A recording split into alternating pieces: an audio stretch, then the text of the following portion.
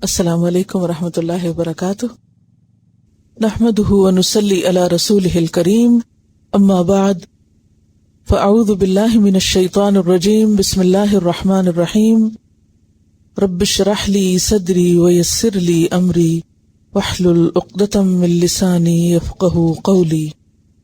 تفسیر آیت نمبر 107 سے، والذین اتخذوا مسجدا، اور وہ لوگ جنہوں نے بنا لی ایک مسجد، ضرارن نقصان دینے کے لیے، ایذا پہنچانے کے لیے، وکفرن اور کفر کے لیے، وتفریقن اور جدائی ڈالنے کے لیے، بین المؤمنین مومنوں کے درمیان، وارصادن اور پناہ گاہ، لمن اس شخص کے لیے جو حارب اللہ ورسولہ برسر پیکار ہے، یعنی جنگ کرنے والا ہے اللہ اور اس کے رسول سے، من قبل اس سے پہلے، وَلَيَحْلِفُنَّ اور البتہ ضرور وہ قسمیں کھائیں گے، ان اردنا نہیں ارادہ کیا ہم نے، الا الحسنى مگر بھلائی کا،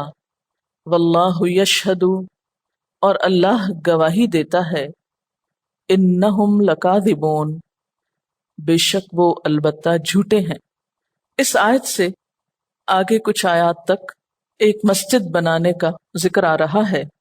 اس کی تفصیل کچھ یوں ہے کہ مدینہ طیبہ میں ایک شخص ابو عامر نامی زمانہ جاہلیت میں نصرانی ہو گیا تھا، یعنی عیسائی ہو گیا تھا، اور ابو عامر راہب کے نام سے مشہور تھا، عرب تھا لیکن عیسائی بن گیا۔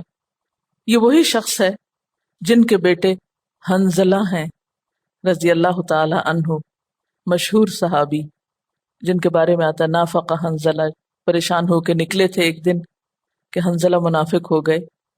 فکر تھی انہیں کہ میرا دل باہر ایسا نہیں ہوتا جیسا حضور صلی اللہ علیہ وسلم کی مجلس میں ہوتا ہے، اور یہ وہی ہیں جن کی لاش کو فرشتوں نے غسل دیا تھا، انہیں غسیل ملائکہ ہونے کا شرف حاصل ہوا، لیکن باپ اپنی گمراہی اور نصرانیت پر قائم رہا۔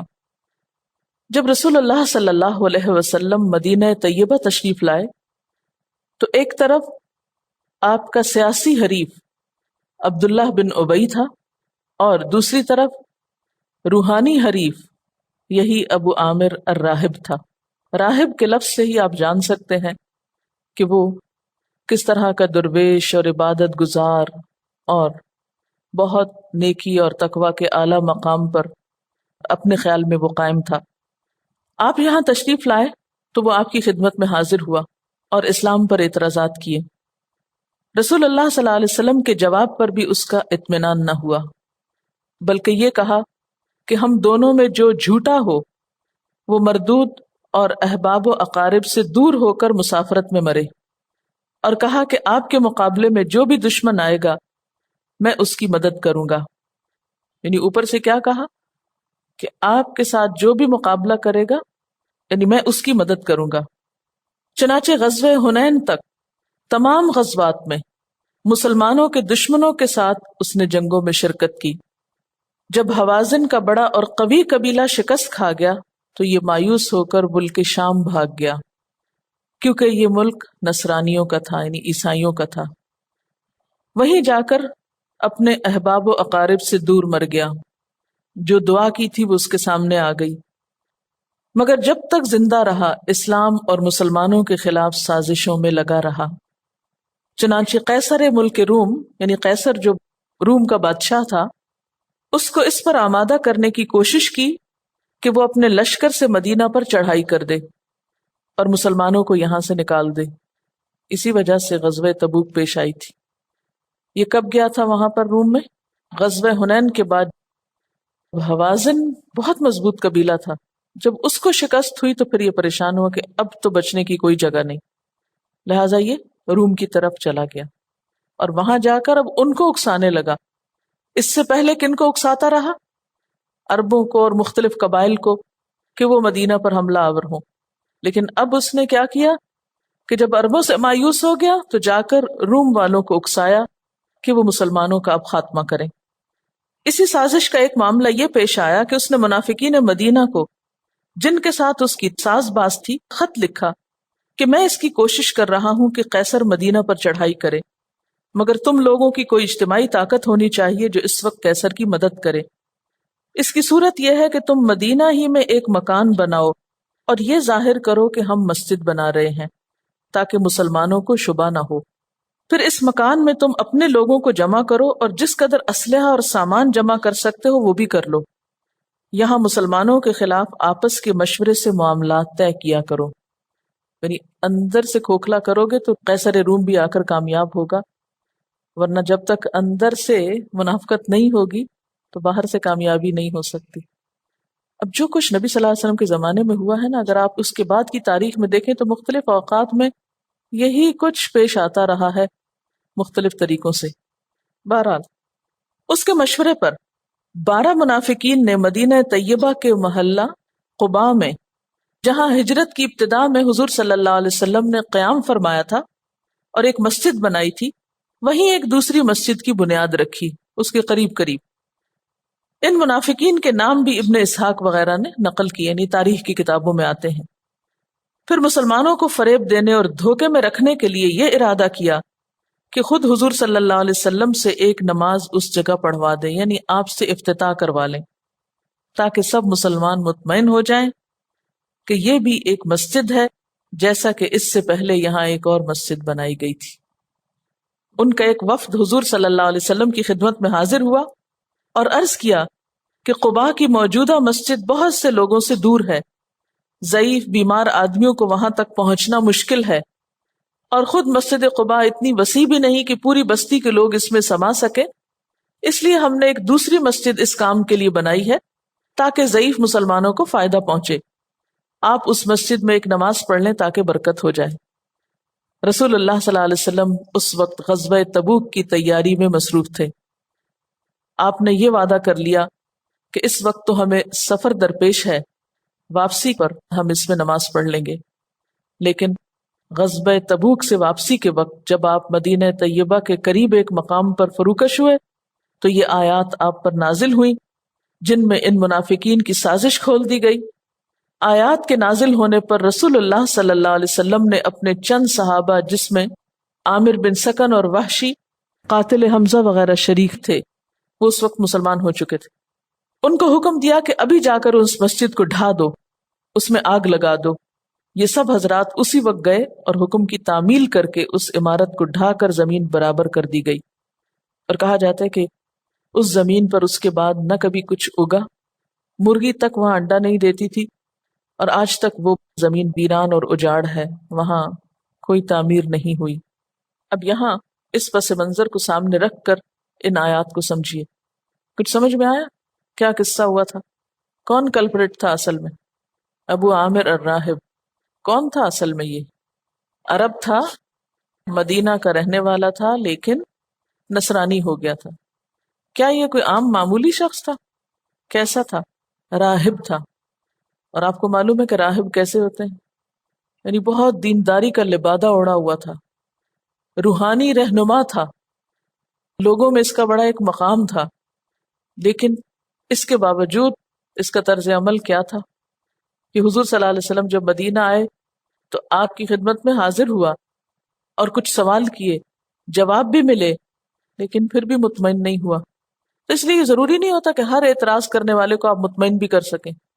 جس نے نہیں ماننا اس نے نہیں ماننا، حق تو روز روشن کی طرح واضح ہوا کرتا ہے، اس میں تو کوئی غموض نہیں ہوتا، اور سلیم الفطرت لوگ اس کو پہچان بھی لیتے ہیں کہ سچائی کیا ہے۔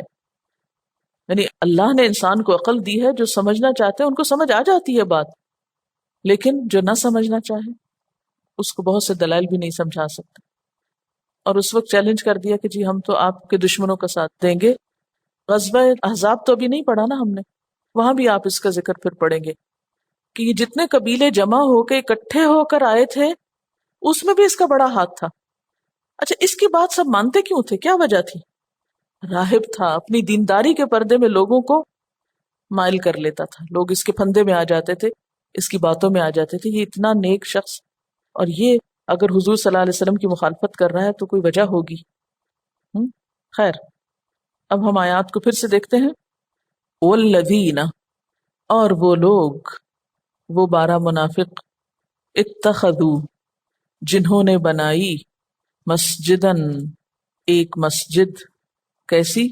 درارن، نقصان دینے والی. درار کا لفظ ضاد رے رے سے ہے. ضرر اردو میں بھی استعمال ہوتا ہے. ضرر اور ضرار دونوں ہی نقصان پہنچانے کے معنوں میں استعمال ہوتے ہیں. ضرر کا کیا معنی ہے؟ نقصان دینا. اور ضرار کا معنی بھی یہی ہوتا ہے. لیکن بعض نے تھوڑا سا اس میں فرق بھی بتایا ہے. ضرر اس نقصان کو کہا جاتا ہے جس میں اس کے کرنے والے کا اپنا تو فائدہ ہو، دوسروں کو نقصان پہنچے. اور ضرار دوسروں کو وہ نقصان پہنچانا ہے جس میں اس پہنچانے والے کا اپنا بھی کوئی فائدہ نہیں.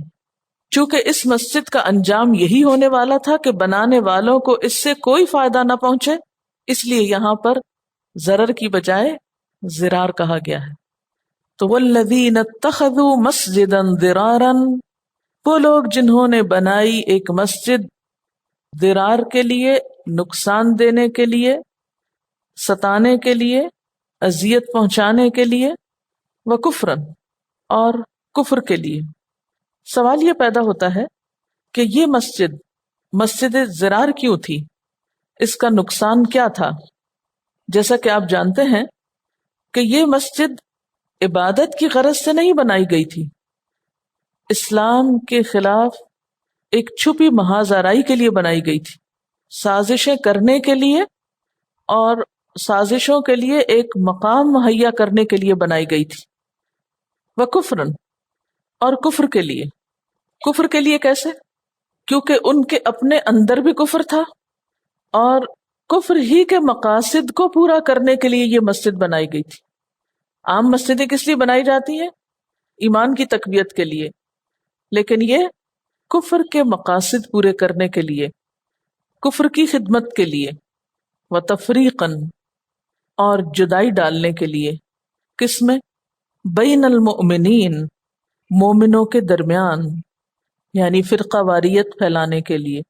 اس سے فرقہ واریت کا اندیشہ کیسے تھا؟ کیونکہ اس علاقے میں پہلے سے ایک مسجد موجود تھی، مسجد قباء. اب قریب ہی ایک اور مسجد بنانے سے کیا نقصان ہو سکتا تھا کہ وہ لوگ جو مسجد قباء میں نماز پڑھتے تھے ان کو تقسیم کر کے، الگ کر کے، کم کر کے ایک دوسری طرف ان کا رخ موڑا گیا. اسلام کا شیرازہ بکھیرنے کے لیے. مسجد کا مقصد کیا ہوتا ہے؟ عبادت کے علاوہ مسلمانوں کو متحد کرنا، اکٹھا کرنا.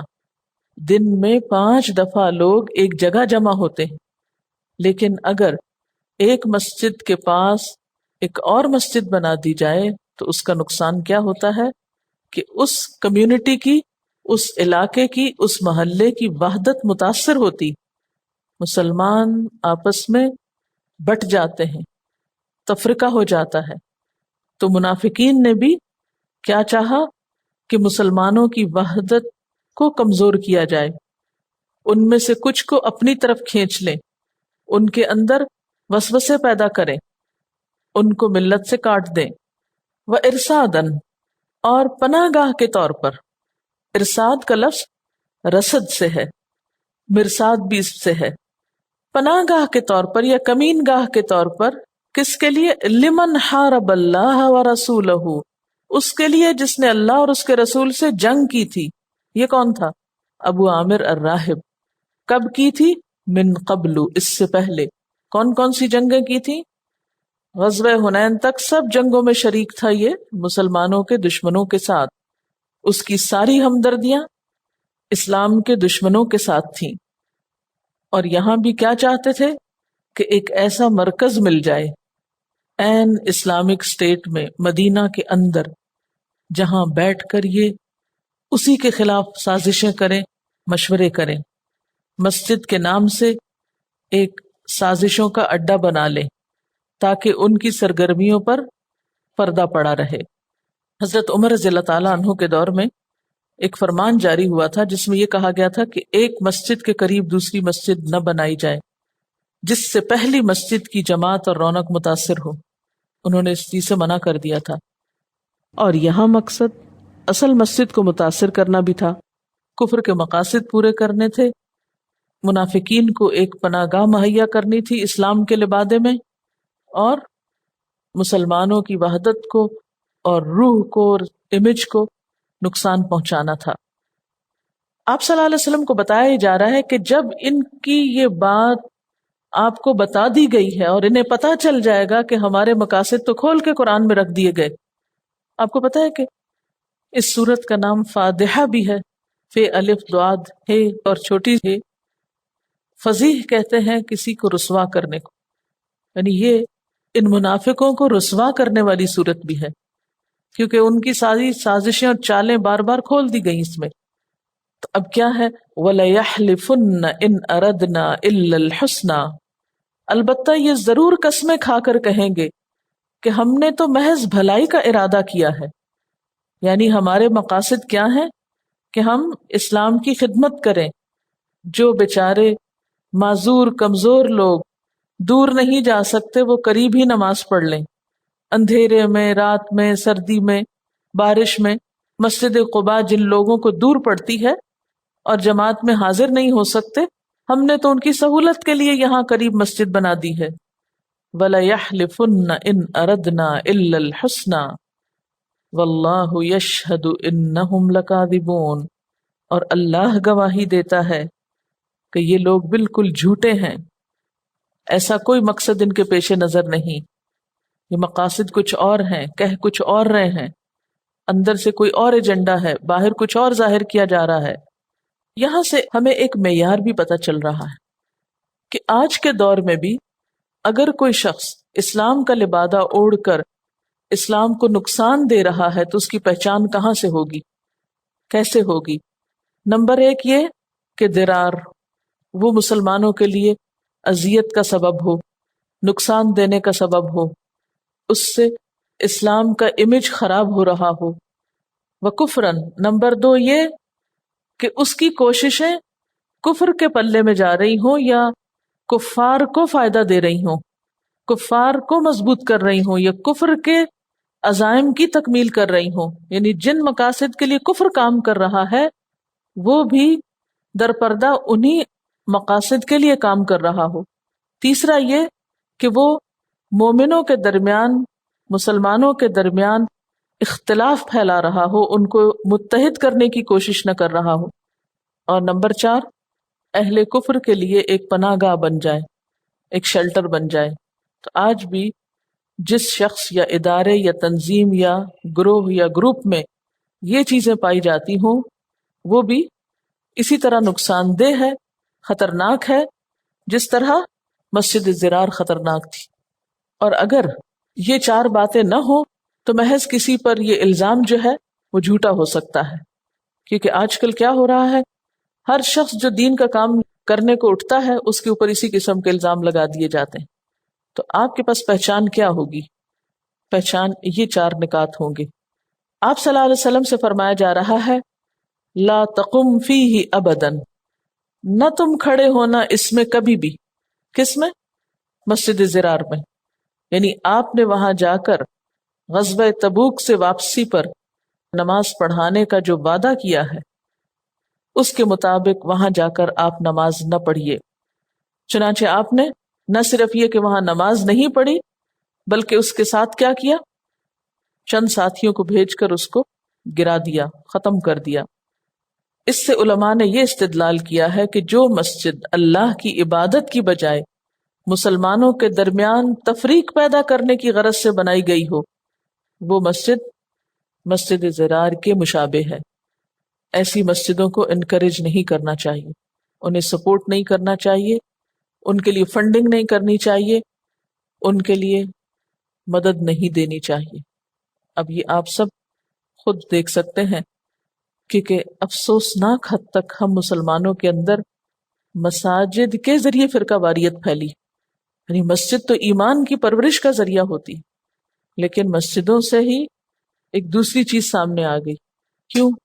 اس لیے آگے بتائی جا رہی ہے اس کی بھی وجہ. یعنی بعض اوقات آپ نے دیکھا ہوگا ایک گلی ایک مسجد دائیں اور بالکل اپوزٹ دوسری مسجد، بالکل آمنے سامنے، اور اسپیکر لگے ہوئے اور شور ہو رہا ہے، اور نہ اس کی سنائی دے رہی ہے نہ اس کا سنائی دے رہا ہے کچھ. اب جو لوگ اس قسم کی مسجدیں بنائیں وہ دین کی کون سی خدمت کر رہے ہیں؟ وہ دین کا لبادہ اوڑھ کر دراصل دین کو نقصان دے رہے ہیں. اس لیے حضور صلی اللہ علیہ وسلم سے کیا کہا گیا کہ آپ وہاں مت کھڑے ہوئیے، آپ کو نہیں جانا. دوسرے لفظوں میں کیا کہنا مقصود ہے کہ آپ کو ان سے تعاون نہیں کرنا. لمسجد، البتہ ایک مسجد، اسسا، جس کی بنیاد رکھی گئی. اساس کس کو کہتے ہیں؟ بنیاد کو. تاسیس اسی سے ہے. لمسجد اسس علی التقوی، البتہ ایک مسجد جس کی بنیاد تقوی پر رکھی گئی. من اول یوم، پہلے دن سے. احق، زیادہ حقدار ہے. ان تقوم فیہ، کہ آپ اس میں قیام کریں، آپ اس میں کھڑے ہوں. فیہ رجال، اس میں کچھ لوگ ہیں. یحبون، جو پسند کرتے ہیں. ان یتطہروا، کہ وہ پاک رہیں. واللہ یحب المطہرین، اور اللہ محبت رکھتا ہے پاکیزگی اختیار کرنے والوں سے. لمسجد، البتہ ایک مسجد. کون سی مسجد؟ اس میں مفسرین کے درمیان اختلاف ہوا ہے. بعض کے خیال میں اس سے مراد مسجد نبوی ہے، اور بعض کے خیال میں اس سے مراد مسجد قباء ہے. لیکن آیات کو پڑھ کر یوں پتہ چلتا ہے کہ مسجد قباء مراد ہے، اس لیے کہ مسجد ضرار اسی کے توڑ پر یا اسی کے مقابلے پہ بنائی گئی تھی. منافقین نے اس کا توڑ کرنا چاہا تھا، لیکن اللہ تعالیٰ نے اس مسجد کی اور اس کے نمازیوں کی تعریف کر کے ہمیشہ کے لیے اس مسجد کو عزت عطا کی. اور آپ جانتے ہیں نا کہ وہاں 2 رکعت پڑھنے کا ثواب کتنا ہے؟ ایک عمرے کے برابر. اسی لیے جو لوگ مدینہ جاتے ہیں اس مسجد کو ضرور وزٹ کرتے ہیں. البتہ ایک مسجد، اسسا، جس کی بنیاد رکھی گئی. کس پر؟ علی التقوی، تقوی پر، اللہ کے خوف پر. من اول یوم، پہلے دن سے، کیونکہ مسجد نبوی سے بھی پہلے مسجد قباء کی بنیاد رکھی گئی تھی. احق ان تقوم فیہ، زیادہ حقدار ہے کہ آپ وہاں کھڑے ہوں. یعنی اس علاقے کی مسجد میں اگر جانا ہی ہے تو مسجد قباء جائیے. اور آپ صلی اللہ علیہ وسلم وہاں تشریف لے جایا کرتے تھے، ہر ہفتے تقریباً وہاں آپ جاتے تھے، کبھی سوار ہو کر کبھی پیدل بھی. اس سے ایک بہت اہم بات واضح ہو رہی ہے کہ مسجد کی بنیاد دراصل زمین پر نہیں ہوتی، وہ دلوں پر ہوتی ہے.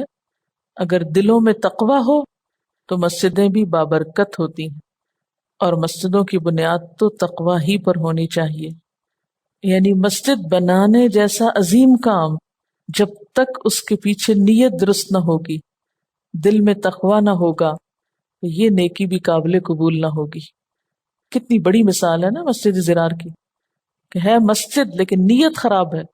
تو آپ بڑے سے بڑا کام کریں، ایک عالی شان مسجد تعمیر کرا دیں، لیکن آپ کے اندر نیت کیا ہے؟ شہرت، دکھاوا، اپنے مالدار ہونے کا اعلان، یا اپنے نیک پاک ہونے کا اظہار کہ ہم بہت نیک اور خدا خوف لوگ ہیں. لیکن جب تک اللہ کا خوف اور تقوی نہ ہوگا اس وقت تک مسجدیں حقیقی معنوں میں فائدہ مند نہ ہوگی. فیہ رجال یحبون ان یتطہروا، وہاں کچھ لوگ ہیں جو پاکیزہ رہنا پسند کرتے ہیں، اور اللہ بھی ایسے لوگوں کو پسند کرتا ہے. حدیث میں آتا ہے کہ اس سے مراد اہل قباء ہیں.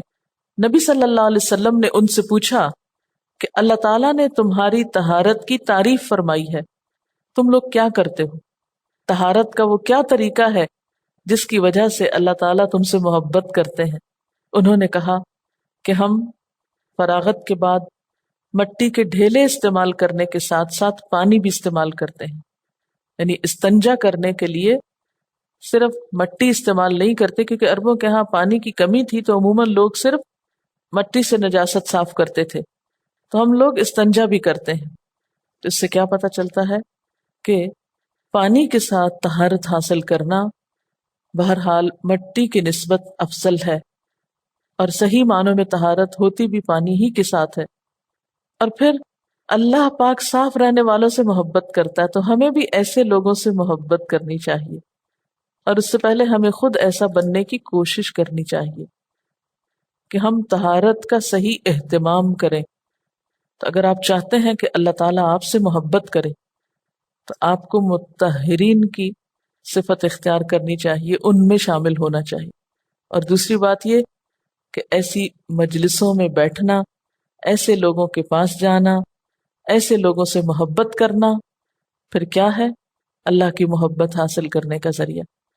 کیونکہ ہم دعا مانگتے ہیں نا، اللہم ارزقنا حبک وحب من یحبک، اللہ ہمیں اپنی محبت دے اور ان لوگوں کی محبت دے جو تجھ سے محبت کرتے ہیں۔ تو اللہ تعالیٰ نے بتا دیا کہ میں پاک صاف رہنے والوں سے محبت کرتا ہوں، تو خدا کے لیے گندا رہنا چھوڑ دے۔ اور اس کے علاوہ یہ ہے کہ اور لوگوں کو بھی صفائی اور پاکیزگی کی طرف متوجہ کیجیے۔ یعنی اتنا افسوس ہوتا ہے اپنی سڑکیں، گلیاں، بازار، گھر، ہر چیز دیکھ کر کہ ہمارے اندر احساس نہیں رہا۔ چونکہ اندر وہ چیز نہیں ہے تو باہر کی گندگی بھی کچھ زیادہ تکلیف نہیں دیتی ہم کو۔ ناخن، بال، دانت، اور پھر یہ کہ صحیح استنجا نہ کرنا، اپنے بالوں کو صاف نہ کرنا، اپنے لیے تو کیا دوسروں اور فرشتوں کے لیے بھی اذیت کا سبب ہوتا ہے۔ آپ کو معلوم ہے کہ جب آپ سے اسمیل آتی ہے تو فرشتے پرے ہو جاتے ہیں، دور چلے جاتے ہیں، ایسے لوگوں کے ساتھ نہیں رہتے۔ تو کس طرح آپ کی مدد کریں گے؟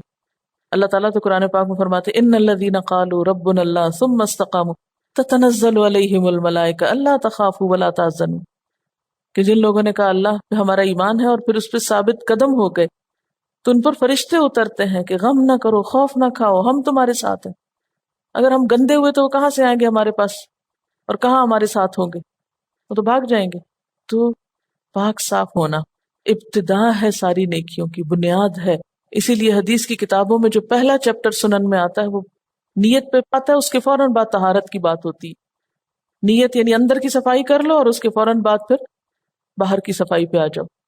پھر فرمایا افمن اسس بنیانہ علی تقوی من اللہ ورضوان خیر ام من اسس بنیانہ علی شفا جرف ہار فانہار به فی نار جہنم واللہ لا یہدی القوم الظالمین۔ پھر تمہارا کیا خیال ہے کہ بہتر انسان وہ ہے جس نے اپنی عمارت کی بنیاد خدا کے خوف اور اس کی رضا کی طلب پر رکھی ہو، یا وہ جس نے اپنی عمارت ایک وادی کی کھوکھلی بے ثبات گگر پر اٹھائی اور وہ اسے لے کر سیدھی جہنم کی آگ میں جا گری۔ ایسے ظالم لوگوں کو اللہ کبھی سیدھی راہ نہیں دکھاتا۔ یہاں بنیادی طور پر تو دو عمارتوں کا ذکر ہے، ایک مسجد جس کی بنیاد تقوی پر ہے اور دوسری جو منافقت پر ہے۔ لیکن حقیقت میں یہاں دو کرداروں کا کمپیرزن بھی ہے۔ ایک وہ شخص جس نے اپنی زندگی کی عمارت تقوی پر اٹھائی ہو، اور دوسرا وہ شخص جس نے اپنی زندگی کی بنیاد منافقت پر رکھی ہو۔ ان دونوں کی زندگی ایک جیسی نہیں ہو سکتی۔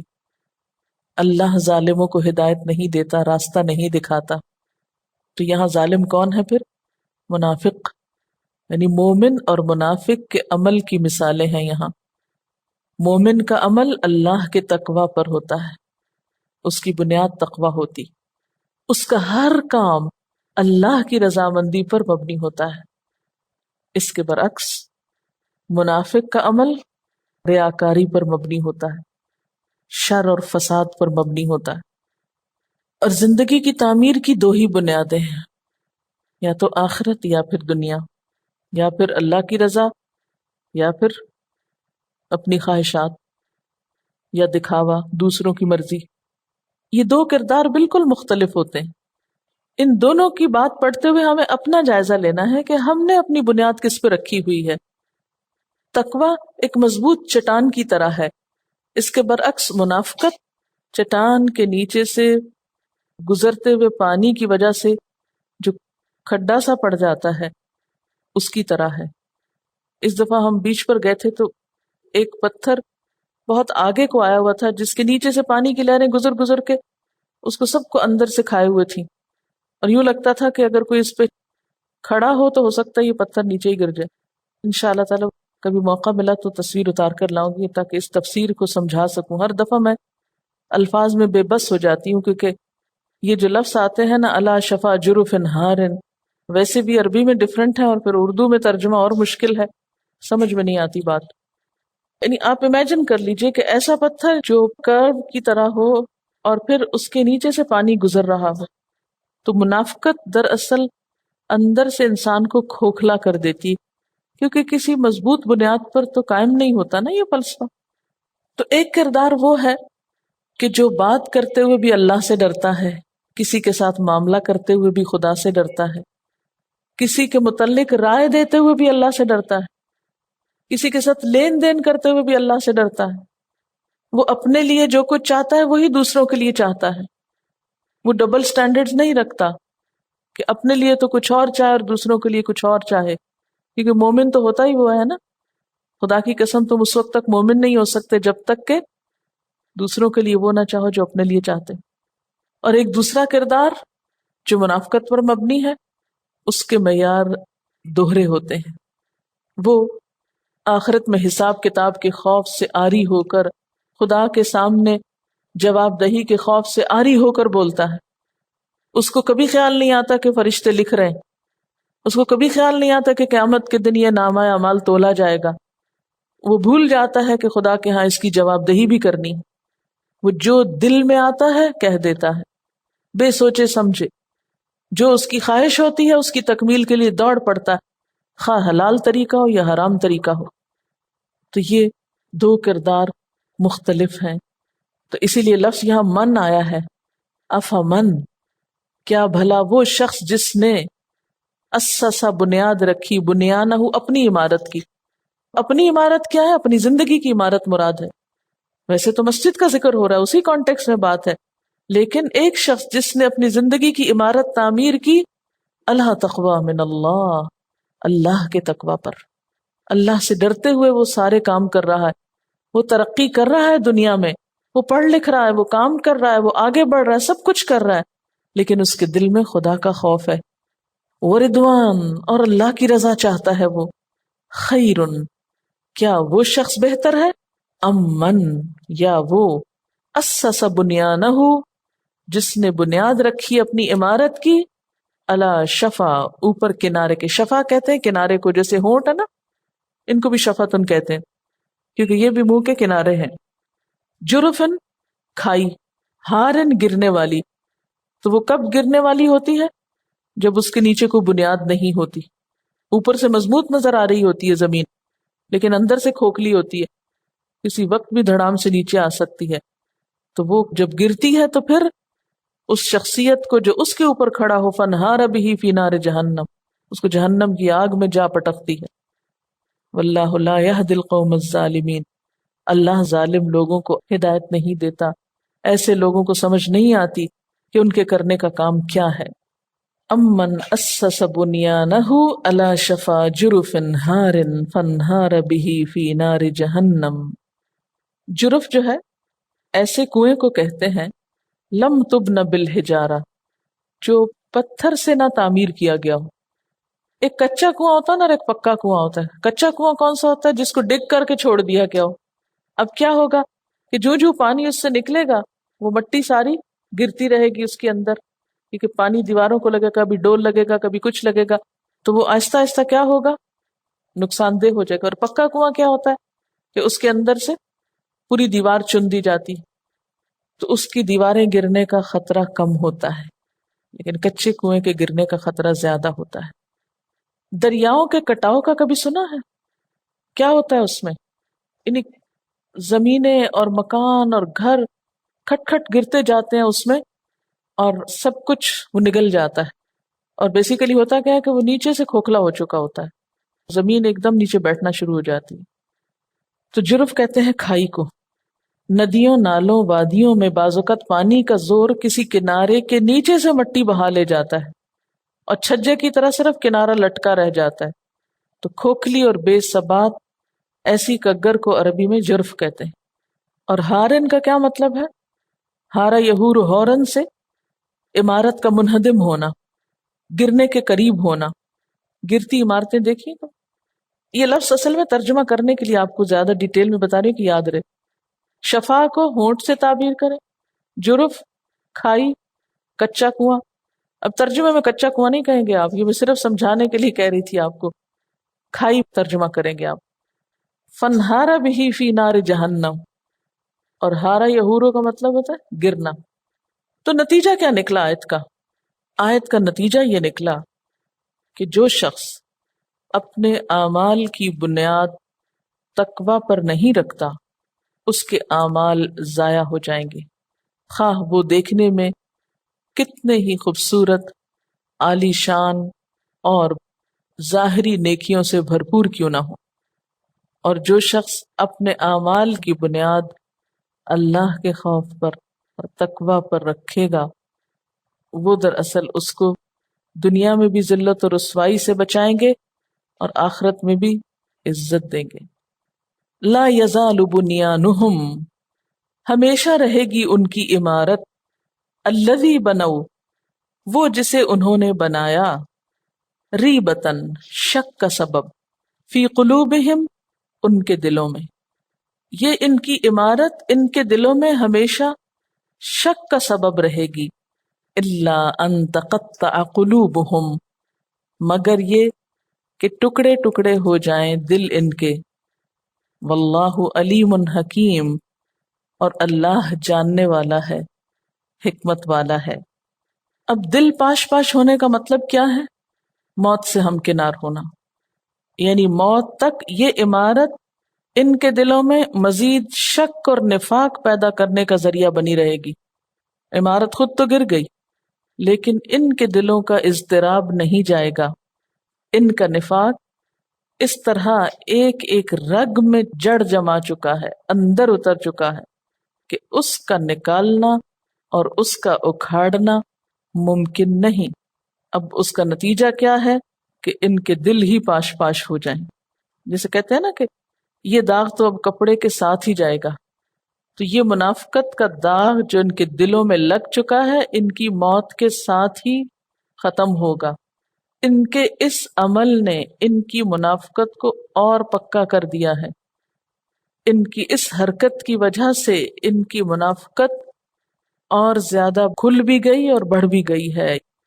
ویسے تو منافقت اپنے اندر زہریلے اثرات رکھتی ہی ہے، نقصان دہ ہے ہی، لیکن مسجد زرار جیسا فتنہ کھڑا کرنے کے بعد پھر توبہ کرنے اور پلٹنے کا چانس بہت کم ہوتا ہے.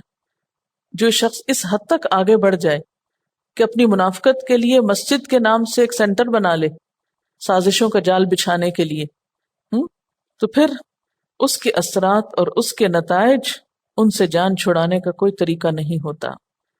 پھر یہ تو زندگی کے ساتھ نپتا ہے اور اللہ جاننے والا ہے، حکمت والا ہے. اب یہاں پر آپ دیکھیے کہ اگر آپ آیت کے مفہوم کو سمجھ جائیں کہ یہ کیوں کہا گیا کہ یہ عمارت جو انہوں نے مسجد زرار کی بنائی، یہ ان کے دلوں میں ریب، آپ کو یاد ہوگا شروع میں بتایا تھا میں نے، بے چین کن شک، یعنی انہوں نے یہ جو کام کیا ہے اس کے بعد ان کے دلوں کا چین لٹ جائے گا اور وہ کبھی بھی سکون نہ پا سکیں گے حتیٰ کہ یہ ختم ہی ہو جائیں. یعنی منافقت نقصان دہ تو ہر حال میں ہے، لیکن بعض کاموں کی وجہ سے وہ اور پختہ ہو جاتی، اور بعض غلطیاں ایسی ہوتی ہیں جن پر انسان ریپینٹ نہیں کرتا، پلٹتا نہیں، توبہ نہیں کرتا، واپس نہیں آتا. کیسے ہوا؟ یہ تھا نا کہ آپ صلی اللہ علیہ وسلم نے حکم دیا تھا نا کہ اس مسجد کو ڈھا دو. ابھی کو معمولی کام تھا. اللہ کے رسول صلی اللہ علیہ وسلم اگر ایک مسجد گرائیں تو اس سے واضح ہو گیا کہ کون کون منافق ہے اور ان سب کی سازش کیا تھی اور یہ قصہ کیا، اور 7 آیتیں بھی اتر آئیں قرآن میں. تو اب ان لوگوں کے لیے تو سر چھپانے کی جگہ نہیں. اب بھی ان کو شرمندگی نہیں ہوئی کہ پلٹیں اور رجوع کریں اور توبہ کر لیں، نہیں، یہ اپنے ہٹ پر قائم رہے. فرمایا اب یہ جو ان کے اندر داغ لگ گیا ہے یا پکا ہو گیا، یہ مر کے ہی ختم ہوگا. الا ان تقطع قلوبہم. آیت نمبر 109 میں افمن اسس بنیانہ علی تقوی من اللہ ورضوان خیر امن اسس بنیانہ علی شفا جرف ہار فانہار به فی نار جہنم واللہ لا یہدی القوم الظالمین۔ اس آیت میں بنیان سے کیا مراد ہے؟ بنیان کس کو کہتے ہیں؟ بنیان کا لفظ آپ کی زبان میں استعمال ہوتا ہے؟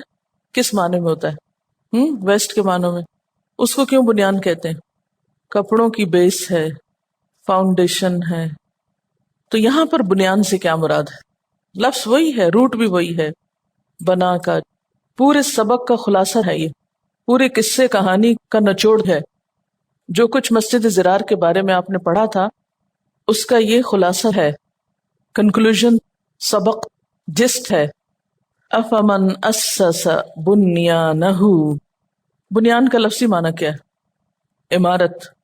کیا بھلا وہ جس نے بنیاد رکھی اپنی عمارت کی، مراد اس سے کیا ہے کہ ایک عمارت بن رہی ہے، تو ایک شخص ہے جو عمارت بنانے لگا ہے اور اس عمارت کی بنیاد اس نے رکھی ہے اللہ کے تقوی اور رضامندی پر، یعنی اس کی بنیادوں میں، فاؤنڈیشن میں اس نے جو کنکریٹ ڈالی ہے وہ تقوی اور رضائے الہی کی ہے۔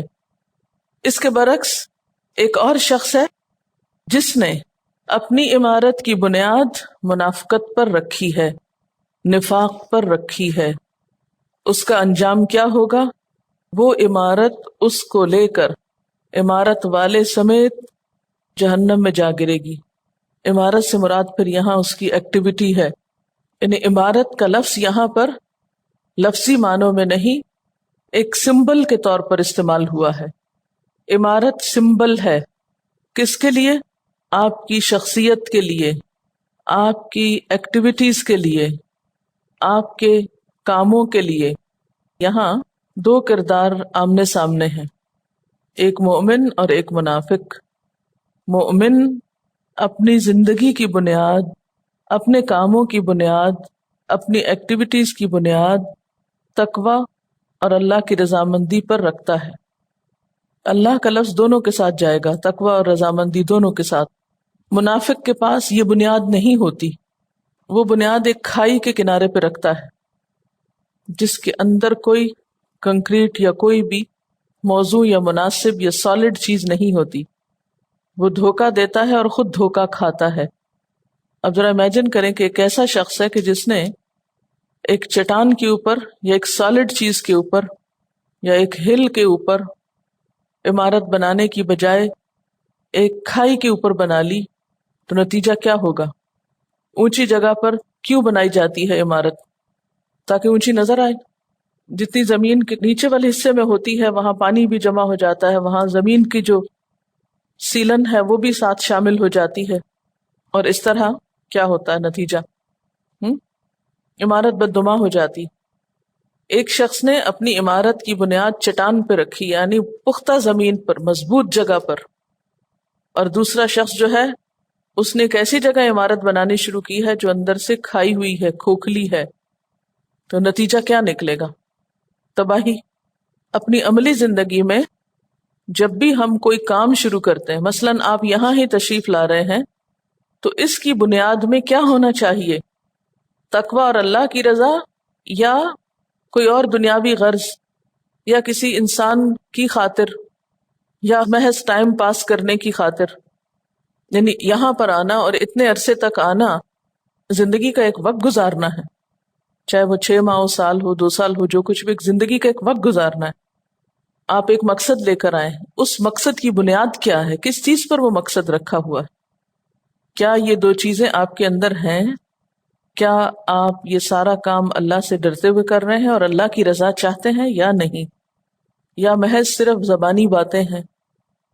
تو دونوں قسم کے لوگوں کا انجام بالکل مختلف ہوگا، دونوں کا نتیجہ مختلف نکلے گا۔ جس نے عمارت بلند جگہ پر بنائی وہ بلندیوں کو پائے گا، اور جس نے کھائی پہ بنائی وہ نیچے جا گرے گا۔ جس کی بنیادیں کھوکھلی ہوں گی اس کو کچھ بھی نہیں ملے گا، کچھ حاصل نہیں ہوگا۔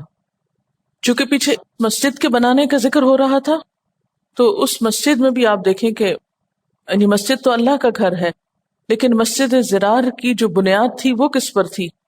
تقوی اور اللہ کی رضا پر نہیں تھی۔ سازشوں پر تھی، دھوکے پر تھی۔ جو شخص کسی انسان کو دھوکہ دے رہا ہو اس کی مثال ایسی ہی ہوتی ہے کہ وہ ایک بے ثبات کنارے کھڑا ہے کھائی کے، کہ جو جلد ہی نیچے جا گرے گی۔ آپ ذرا امیجن کریں، عموماً یہ کھائیاں بنتی ہیں پانی ہی کے کنارے، دریاؤں کے کنارے یا سمندروں کے کنارے جہاں پانی تیزی سے گزرتا ہے۔ یہ کٹاؤ جو پانی کے تیز بہاؤ کی وجہ سے کھوکھلے بن جاتے ہیں، اوپر سے یہ مضبوط زمین نظر آتی ہے، اور اگر کوئی غلطی سے اوپر آ جائے تو یہ اتنے زور سے گرتا ہے کہ پھر وہاں سے بچنا بھی بہت مشکل ہوتا ہے۔ اس لیے کہ ایک تو یہاں پانی کا بہاؤ بہت تیز ہوتا ہے، دوسرا جب انسان اس میں گرتا ہے تو اوپر سے وہ پوری کھائی کی مٹی ساتھ گر جاتی ہے، اور ڈوبنے والے کو نکلنے کا موقع بھی کم ملتا ہے۔ ایسے حادثات پہاڑی علاقوں میں بہت ہوتے ہیں۔ شاید اللہ تعالیٰ نے بھی یہی مثال دی ہے کہ ایسا ڈوبنا بہت تکلیف دہ ہے کہ بچانے والے بھی اس وقت بے بس ہوتے ہیں۔ ایک عجیب تکلیف دہ منظر ہوتا ہے، کیونکہ جب مٹی ساتھ گرتی ہے نا تو وہ پانی کے اندر گرتے ہی دلدل بنتی ہے، اور پھر وہ بچ نہیں سکتا انسان، اس میں اس کو بہا لے جاتی ہے۔ یعنی ایسی کھائیاں جو پانی کے کنارے ہوتی ہیں، سمندر یا دریا کے کنارے، اگر کوئی شخص اس پہ جا کے کھڑا ہو جائے یا اس پر کوئی عمارت بنا لے تو ظاہر ہے کہ کھائی کو تو ثبات نہیں، اس کو تو گرنا ہے، اور جب وہ گرے گا تو گرے گا بھی کہاں؟ خشکی پہ نہیں گرے گا۔ اس سوچ سے بھی وحشت آتی نا، تو اس سے روح کانپ جاتی ہے۔ کوئی بھی کھائی ایسی اگر آپ نے دیکھی تو امیجن کر لیں کہ ایک شخص ایسے کنارے پہ کھڑا ہے اور وہ دھڑام سے نیچے جاتی اور آگے تیز لہریں آ رہی ہیں اور وہ اس کا شکار ہو جاتا ہے اور ہمیشہ ہمیشہ کے لیے گم ہو جاتا ہے اس میں۔ تو جنہوں نے مسجد ضرار بنائی تھی ان کا بھی انجام یہی ہوا۔ اور اس کے بعد بھی ہم سب کے لیے دو میں سے ایک واضح راستہ ہے کہ ہم اپنی زندگی میں کیے جانے والے کاموں، اپنی شخصیت، اپنے اعمال کی بنیاد کیا کسی مضبوط دلیل پر رکھتے ہیں یا سنی سنائی باتوں پر کہ جو ہم کو کھائی میں گرا دیں۔ پھر اس کے ساتھ آپ دیکھیے کہ اگر ہم بنیان کو لفظی معنوں میں بھی لیں، عمارت کے معنوں میں، تو عمارتیں کس قسم کی بنتی ہیں، کس کس پرپس کے لیے، کس مقصد کے لیے، اور خصوصاً دین کے حوالے سے نمبر ایک تو مسجدیں بنتی، تو بتانا یہ مقصود ہے کہ اگر مسجد کی بنیاد بھی تقوی اور رضائے الہی پر نہ ہو تو ایسی مسجد بھی اللہ کے ہاں قابل قبول نہیں۔ اس مسجد کے ساتھ تعاون کرنے والے اور اس کو اٹھا کھڑا کرنے والے، ان کی ساری کوششیں، مال، وقت، ہر چیز نیچے جا گرے گا۔ اسی طرح اگر کوئی ادارہ بناتے ہیں آپ، کوئی درسگاہ بناتے، کوئی مدرسہ بناتے، اور لوگوں کو آپ یہ بتا رہے ہیں کہ یہ اسلام کے لیے بن رہا ہے، اسلام کی ترقی کے لیے، اسلام کی خدمت کے لیے، لیکن اس میں نیتیں درست نہیں۔ نیت کیا ہے؟ اپنی کسی پارٹی کو یا اپنے کسی فرقے کو یا کسی جماعت کو یا کسی گروپ کو یا کسی شخصیت کو بڑھانا چڑھانا یا راضی کرنا یا اس کا نام بلند کرنا، اللہ کا نام بلند کرنے کی بجائے۔ تو نتیجہ کیا ہوگا؟ ہو سکتا ہے وقتی طور پر وہ بہت عالیشان عمارت بن جائے، لیکن کل کو ایسا کرنے والوں کے لیے کوئی اجر و ثواب نہیں ہوگا۔ کیا ہمارے معاشرے میں عالیشان مساجد نظر نہیں آتی؟ لیکن انہی مساجد کے آس پاس رہنے والے لوگوں کی اخلاقی، دینی، روحانی تربیت کا کیا حال ہے؟ اور بسا اوقات خود ان کے اندر بیٹھنے والوں کی، ان کے اندر خدا کا خوف نظر آتا ہے؟ ان کی زبان جب بولتی ہے تو خدا کے خوف سے بول رہی ہوتی ہے؟ وہ کسی کے خلاف یا کسی کے حق میں کوئی ایکشن لیتے ہیں تو اس میں خدا کا خوف پایا جاتا ہے؟ کیا اللہ کی رضامندی کے لیے سب کام ہو رہے ہوتے ہیں؟ اگر واقعی ایسا ہو تو ہو نہیں سکتا کہ پھر اس کے نتائج دور دور تک نہ جائیں۔ تو ایسی باتوں پہ جب توجہ دلائی جائے تو ہم سب کو برا ماننے کی بجائے اپنی اصلاح کی ضرورت ہے۔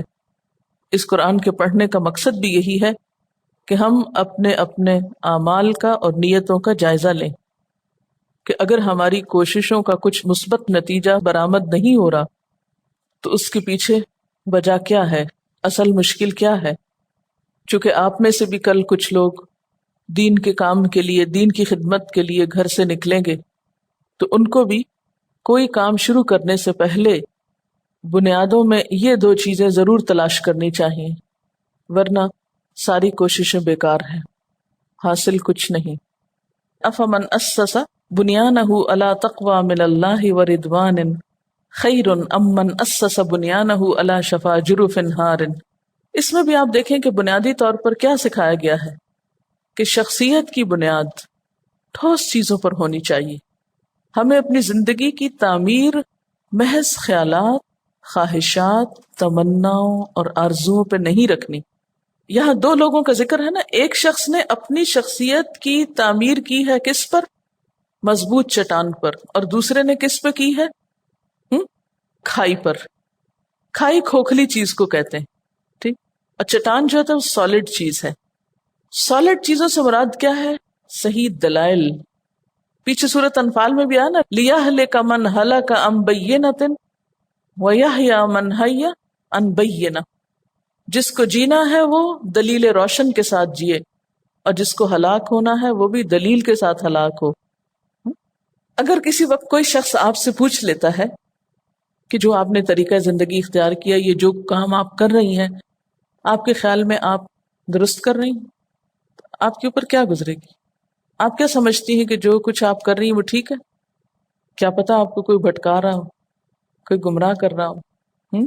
کیا دلیل ہے آپ کے پاس آپ صحیح جا رہے ہیں اور آپ کی کوشش صحیح ہے؟ کیونکہ اس طرح کے سوال بہت لوگ کرتے رہتے ہیں۔ معاشرے میں یہی شک تو ڈالنے کی کوشش کی جاتی ہے، کیونکہ کسی کے اندر شک پیدا کر دو پھر سب کام آسان ہے، پھر اور کچھ کرنے کی ضرورت ہی نہیں، ایک شک کافی ہے۔ سورۃ ہجر میں بھی آتا ہے، لوگوں نے آپ کی مخالفت میں آپ کو کیا کہا کہ وہ شخص جس پہ یہ ذکر نازل ہوا ہے انک لمجنون، تم تو مجنون ہو گئے ہو، یہ تم کیا باتیں کرنے لگ گئے ہو، اچھی بلی ایک زندگی تھی، یہ کس چکر میں پڑ گئے ہو؟ کل شام میں کہیں درس پر گئی، یہ خاتون اچھی خاصی ایک سوشل ورکر ہے اور عام خواتین میں سے نہیں ہے، بڑی پڑھی لکھی سمجھدار خاتون ہے اور بہت سے لوگوں کو بہت اچھے مشورے دیتی رہتی۔ پچھلے سال مجھے ایک جگہ پر ملی تو بتا رہی تھی کہ میں آپ کی کیسٹ سنتی ہوں، جو لوگ میرے پاس آتے ہیں ان کو بھی دیتی ہوں اور باہر بھی بھیجتی ہوں، اور بہت کچھ انہوں نے بتایا، اور بہت اصرار کے ساتھ 2-3 دفعہ یہاں پر آئیں اور زبردستی ٹائم لے کر گئی مجھ سے۔ خیر میں نے ان کے ہاں درس بھی کیا۔ کل اب وہ مجھے ملی تو پریشان، کہنے لگی کہ میں یہ سب کچھ کر رہی تھی اور میں بہت خوش تھی کہ میں سب ٹھیک کر رہی ہوں، کہ میری ملاقات ایک درس دینے والی خاتون سے ہوئی جنہوں نے کہا مجھے تم پہ رحم آتا ہے کہ تم کس چکر میں پڑ گئی اور کس مصیبت میں گرفتار ہو گئی، یعنی یہ دین کے کام شروع کر کے اور یہ سب سلسلے لوگوں کو تبلیغ کے اور خیر کی باتیں بتانے کے، تم ان کی کیسٹ سن رہی ہو اور ان کی کیسٹ آگے دیتی ہو، اللہ تم پر رحم کرے۔ کہنے لگی کہ اس کے بعد میرے اوپر ڈپریشن کا ایسا دورہ پڑا، مجھے یوں لگا کہ جیسے میں گر گئی ہوں، میں نے پتہ نہیں کتنا غلط کام کر لیا ہے۔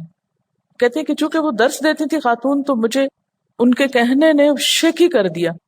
کہتی میں بہت پریشان ہوئی، ہسبینڈ میرے جرنلسٹ ہیں، میں نے ان سے بات کی، انہوں نے مجھے کہا نہیں یہ پروفیشنل جیلسی ہے اور کچھ نہیں۔ خیر کہتی ہے میں پھر بھی مطمئن نہ ہے۔ پھر کہتی کہ میں نے اپنے ایک اور رشتہ دار سے جو بہت دین کا کام کرتا ہے اس کو میں نے کال کیا، میں نے کہا میں یہ کرتی ہوں، مجھے کسی نے یہ کہہ دیا، آپ بتاؤ میں کیا کروں؟ انہوں نے کہا نہیں جو کر رہی ہو وہ بالکل ٹھیک ہے، تم کرتی چلی جاؤ، تم یہ دیکھو کہ تمہارے اس کام سے کسی کا کچھ بھلا ہوا ہے کہ نہیں۔ کہنے لگی بھلا تو ہوا ہے۔ کہتی میں نے خود نماز ان کیسٹس کے بعد شروع کی ہے، سب سے پہلے تو میرا اپنا بھلا ہوا ہے، میں نماز پڑھنی شروع کر دی، میں کبھی پڑھتی نہیں تھی۔ کہنے لگی اگر تمہیں فائدہ ہوا ہے اور تمہارے آگے دینے سے کسی اور کا فائدہ ہوا ہے تو پھر تمہیں شک کس لیے؟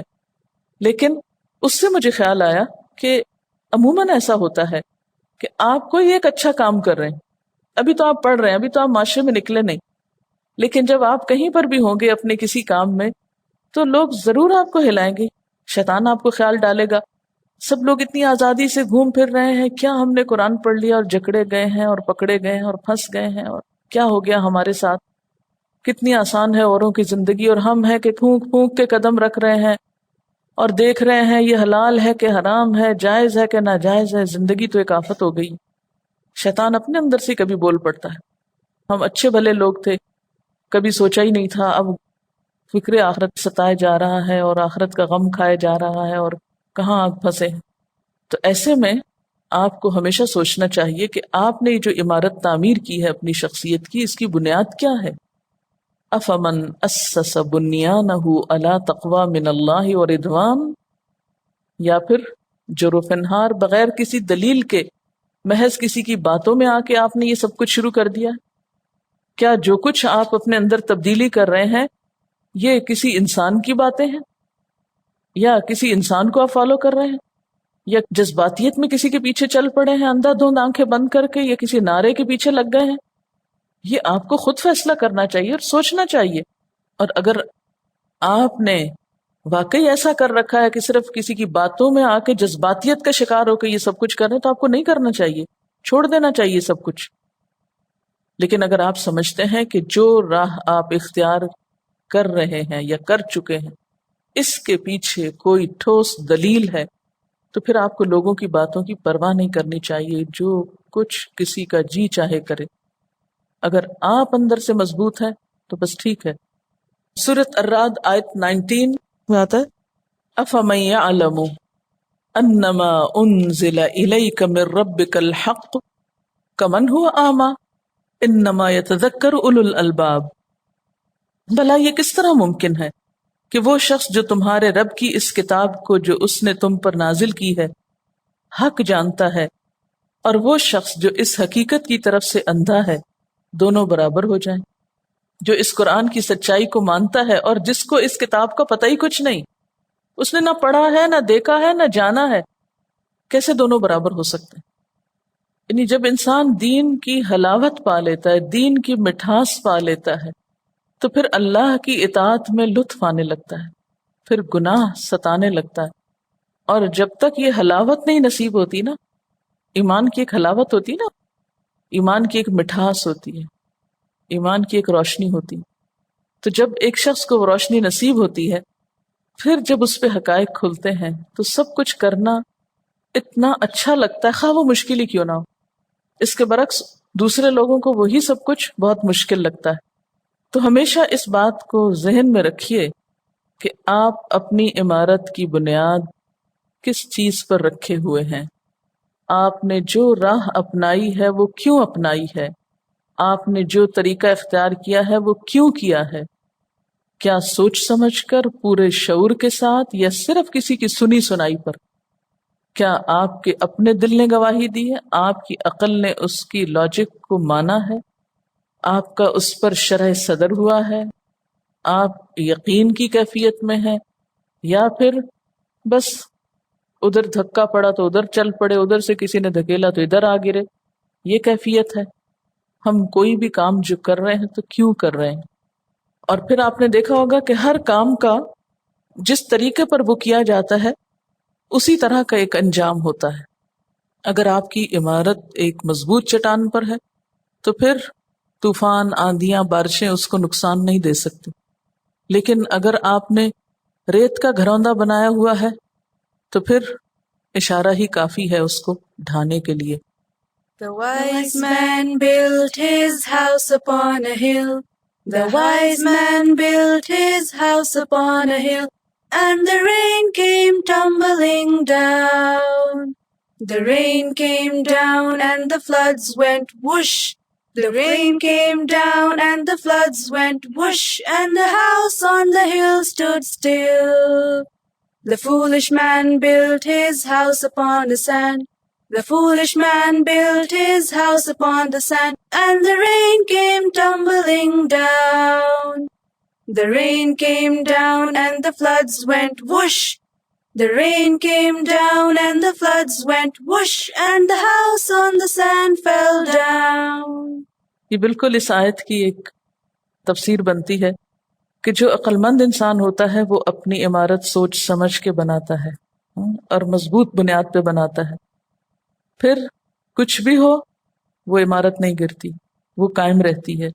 لیکن احمق انسان جلد بازی میں کوئی بھی فیصلہ کر لیتا ہے اور تھوڑے سے جھٹکے سے سب کچھ بہہ جاتا ہے اس کا۔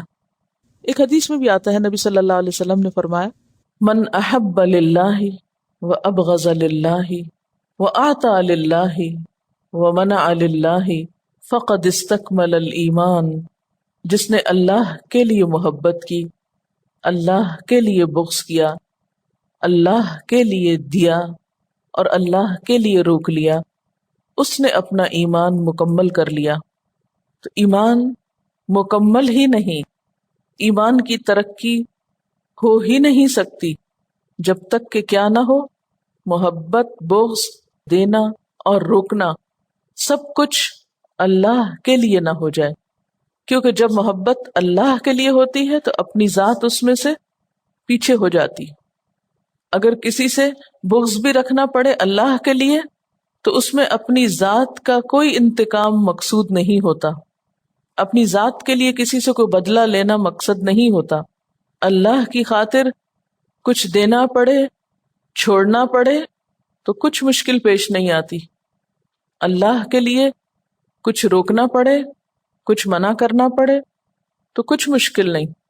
ایسی روح کے ساتھ جب دیندار لوگ اکٹھے ہوتے ہیں اور پھر دین کی خدمت کرتے ہیں تب دین کو ترقی ہوتی، اور اگر ان کی اپنی انا اور ذات اور اپنی اغراض بیچ میں ہوں تو دین پیچھے چلا جاتا ہے اور شخصیتیں اور ذاتیں اور انسان آگے آ جاتے ہیں۔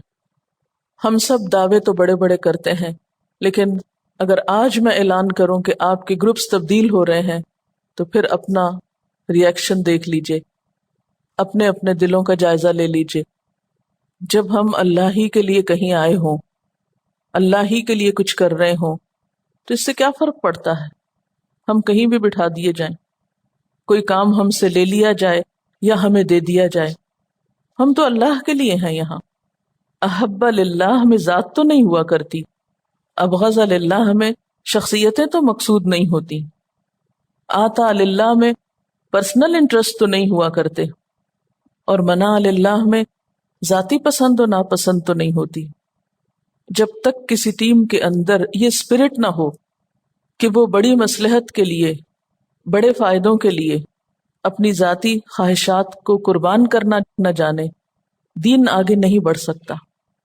پھر ہمارے کچھ چھوٹے چھوٹے مقاصد تو ضرور پورے ہو جاتے ہیں کہ ہمارے نفس کی، ہمارے دل کی، ہماری مرضی کی کچھ سیٹسفیکشن ہو رہی ہوتی، ہم تو یہاں اللہ کے لیے آئے تھے، پھر یہ ہماری ذات کیوں آگے آ گئی، اور اتنی خاموش طریقے سے آ گئی کہ ہم کو پتہ بھی نہ چلا۔ کیونکہ کسی بھی دعوے کا اصل پتہ تو اس وقت چلتا ہے جب امتحان آتا ہے سر پہ۔ تو جب تک ہم اپنا آپ اللہ کے حوالے نہ کر دیں، اللہ کے سپرد نہ کر دیں، اسلام کی روح نہیں اترتی، اسلمت والی کیفیت نہیں آتی کہ ہر حال میں راضی ہوں اللہ کے فیصلے پر۔ کیونکہ ساری نظر تو مقصد پہ ہے، خواہ انسان کا ذاتی عمل ہو یا کوئی ادارہ بن رہا ہو یا کوئی مسجد بن رہی ہو یا مدرسہ بن رہا ہو۔ ایون مسلمانوں کے ہاں تو دنیا کے بھی کوئی کام ہو رہے ہیں، جیسے کوئی ہاسپٹل بن رہا ہے یا کوئی اور انسانی فلاح و بہبود کا کوئی پروجیکٹ ہے، ہاں کسی بھی کام کے لیے کوئی چیز تیار کی جا رہی ہو، تو جب تک مومن کی زندگی میں تقوی اور اللہ کی رضا کی طلب نہ ہوگی وہ کام ترقی نہیں کر سکتا۔ اور افسوس کہ ہمارے ہاں عملی طور پر بھی جو عمارتیں بنتی ہیں وہ ایسی ہوتی ہیں کہ تھوڑے ہی عرصے کے بعد ختم ہو جاتی ہیں۔ جو سڑکیں بنتی ہیں آپ کی، ہسپتال بنتے ہیں، ان کا عالم کیا ہوتا ہے، حال کیا ہوتا ہے، وہ سب اتنی جلدی خراب کیوں ہو جاتے ہیں؟ کیا وجہ ہے، کیا مشکل؟ ہم تو سب اسلامی جمہوریہ پاکستان میں رہتے ہیں، ہم تو سب سچے پکے مومن مسلم ہیں، ہم سب تو جنت کے طلبگار ہیں، پھر ہمارا یہ حال کیوں ہے؟ سپردگی کی کیفیت اسی وقت آ سکتی ہے جب اعتماد ہوتا ہے، اور جہاں پر اعتماد نہ ہو وہاں آپ اپنا آپ حوالے نہیں کر سکتے۔ جب تک آپ کا ایمان مضبوط نہیں ہوگا کہ اللہ آپ کو جزا دینے والا ہے کسی قربانی کی، اس وقت تک یہ نہیں ہو سکتا۔ کسی بھی کام کے آغاز میں صرف اتنا کہہ دینا کافی نہیں کہ میں اللہ کے لیے کر رہا ہوں، بلکہ ہر سٹیپ پر، ہر اونچ نیچ پر اپنی نیت کا بار بار جائزہ لینا اور اپنے آپ کو پرکھنا انتہائی ضروری ہے۔ جب ان باتوں کی بنیاد ذات پر ہو تو ذاتیں ختم ہو جاتی ہیں، لیکن اگر مقصد پر ہو تو مقصد نہیں ختم ہوتے۔ آپ کو آکسفورڈ ڈکشنری کی ہسٹری پتہ ہے؟ آپ جب استعمال کرتے ہیں ڈکشنری انگریزی کی، کیا کسی ایک جنریشن نے تیار کی ہے؟ اس کے مختلف ایڈیشنز کیوں آتے ہیں؟ تھوڑے عرصے کے بعد پھر ریوائز ہو جاتا ہے، کیونکہ لینگویج مسلسل ترقی پذیر ہوتی ہے، اور جو تیار کرنے والی ٹیم ہے اس کے بانی جو ہے وہ تو مر کھپ گئے ہیں، سب ختم ہو گئے، انسان سارے جا چکے، کمپلیٹلی نئی لوٹ آ چکی ہے، لیکن اسی طریقے پر عمل کر کے وہ کام کر رہی ہے جس پر اس کی بنیاد رکھی گئی تھی، اور سب کے نزدیک مقصد اہم ہے، ہر آنے والا اس کو آگے لے چلتا ہے۔ ہمارے ملک میں کیا ہوتا ہے، ہم کیوں نہیں ترقی کر پا رہے؟ ہر آنے والا پچھلوں کو بے وقوف سمجھ کے، ان کے کام کو ملیا میٹ کر کے ایک نئی بنیاد کھودتا ہے، اور پھر اس کے ساتھ بھی وہی ہوتا ہے جو اس نے پچھلے کے ساتھ کیا ہوتا ہے، اگلا آ کے پھر ایک نیا سلسلہ شروع کرتا ہے، اور اس طرح ٹیم ورک کے نہ ہونے کی وجہ سے، ایک دوسرے پر اعتماد نہ ہونے کی وجہ سے، ایک دوسرے کے تجربے سے بھی فائدہ نہیں اٹھایا جاتا۔ ایسی کتابیں مثلا انسائکلوپیڈیا بریٹانیکا جو ہے، آپ کا کیا خیال ہے یہ ایک شخص نے لکھا ہے، یا ایک دور میں، یا ایک جنریشن نے ایون لکھا ہے؟ نہیں، علمی ترقی کے یہ جو سارے کام ہوئے ہیں، یہ جنریشن در جنریشن ہوتے رہے ہیں۔ اگلی جنریشن اس کام سے آگے چلتی تھی جو پچھلوں نے کیا ہوتا تھا، اس کو مٹا نہیں ڈالتی تھی، لیکن ہمارے ہاں نہ اگلوں کو پچھلوں پہ اعتماد ہے، نہ پچھلوں کو اگلوں پہ ہے، نتیجتاً ہم جہاں سے چلے تھے اس سے آگے جانے کی بجائے شاید پیچھے ہی جا چکے۔ عمارت ہی کو دیکھیے کہ اگر ایک شخص نقشہ بناتا ہے، بنیادیں کھودتا ہے، ابھی وہ عمارت کی بنیاد پوری طرح رکھ نہیں پاتا کہ وہ فوت ہو جاتا ہے، اب اس کے آگے جب دوسرے لوگ آتے ہیں تو وہ کیا کرتے ہیں، اس کے سکسیسرز وہ ساری بنیادیں وہ والی ختم کر کے نئی بنیادیں کھودتے ہیں، اور وہ تھوڑا سے بنیادیں اونچی ہوتی ہیں کہ وہ جاتے ہیں تو اگلے آ کے اس کو مٹا کے ایک نیا نقشہ بناتے ہیں۔ نتیجہ کیا ہوتا ہے؟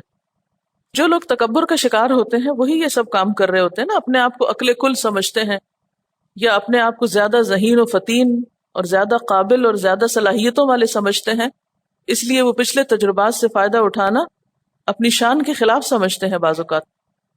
یہ جنریشن گیپ آپ نے سنا ہوگا، یہ کیا چیز ہے؟ کبھی اس پہ غور کیا آپ نے؟ اور اس کو کیوں اتنی اہمیت دے دی گئی، اور اس کے منفی نتائج کیا ہیں؟ یعنی دو جنریشنز کے بیچ میں انڈرسٹینڈنگ کا گیپ۔